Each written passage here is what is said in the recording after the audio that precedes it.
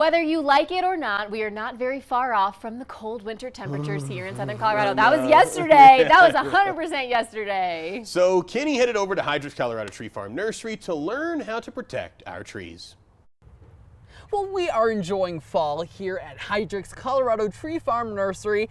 I'm here with Levi. Levi, the tree sale is still going on. It's cranking. We've got a lot of trees on sale and we're moving a lot of trees. So come out and check it out. It's a buy one, get two half price. We got a big list of trees part of the sale and it's fall, so it's a fabulous time to plant, but come out and check it out or go on our website and check out the details. Now, even though I'm having a blast with fall, I know winter is right around the corner. It's coming. It'll be here any day now. And a lot of things you can do to get your yard, your trees, your plants ready for that season. You know, the leaves are falling off, things are coloring up or have colored up, but there's some things you can do to help get things through the winter better.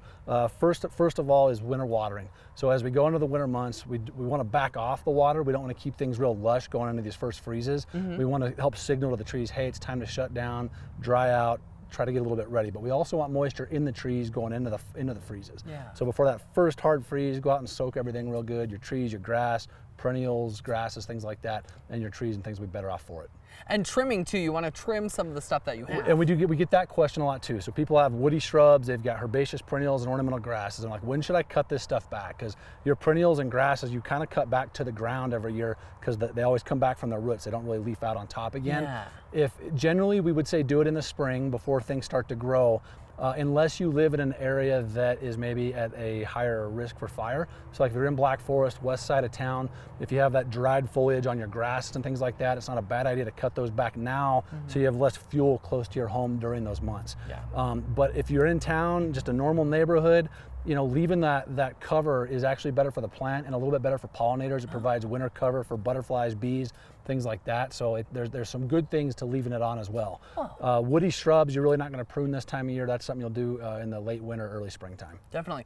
Okay, what do we do when it comes to trees? So I think the big thing that we see around here is trees can get damage from what's called sun scald or freeze thaw cracks. Oh. So like this maple behind us is a thin barked young tree. So that thin bark is more prone to the daytime heating and the overnight cold temperatures on the southwest side of the trunk. So there's things you can put on the trunk that'll help insulate or protect it from getting sun scald or cracks. They're not always lethal if they happen, but they can be. If the wood splits all the way to the center of the trunk, it can kill it. Sometimes you'll just get some bark peeling, which is superficial and it'll heal.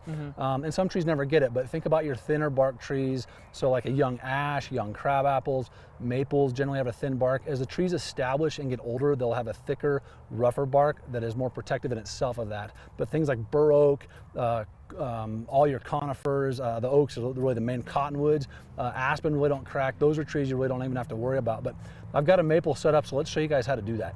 So this is a product we sell called Tree Wrap, and it is a kind of a coated cardboard that we suggest putting on in early October and leaving on until right around Easter, so early to mid-March. And to apply this, you're going to start right at the bottom of the tree where it goes into the ground, and we're going to unwrap it and keep it tension on it. We're going to overlap, kind of like shingles on a roof. Yeah. And we're going to go from the bottom of the trunk all the way up to the lowest branch on the tree.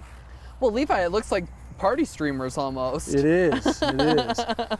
You know, and I use electric tape. You can use duct tape. If you use anything like that, you want to make sure you take it off. Don't leave it tied around the tree tight, because as the tree grows next year, it could girdle it.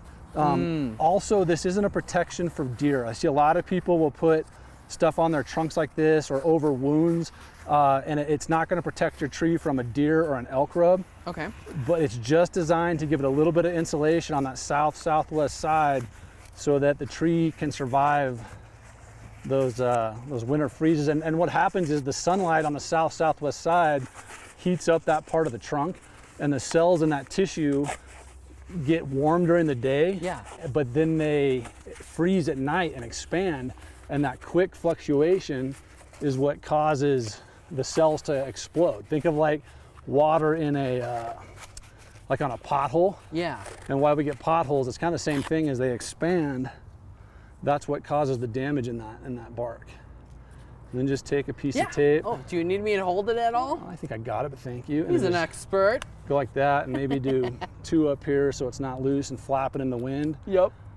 But it's an inexpensive way to do that. We sell it in two sizes. This was the smaller size roll. It's a 3-inch thick roll, and then we also sell it in a 4-inch, and it's made, like I said, it comes in a roll. You can probably do 2 or 3 trees this size. It's relatively inexpensive, and we have it in stock now. Well, that's amazing. You made that look so easy, Levi. Thank you so much for showing us that. You're welcome. Oh, great work, Kenny. Always fun to learn from Levi and his 4th-generation family-owned and operated business. This segment has been brought to us by Heidrich's Colorado Tree Farm Nursery.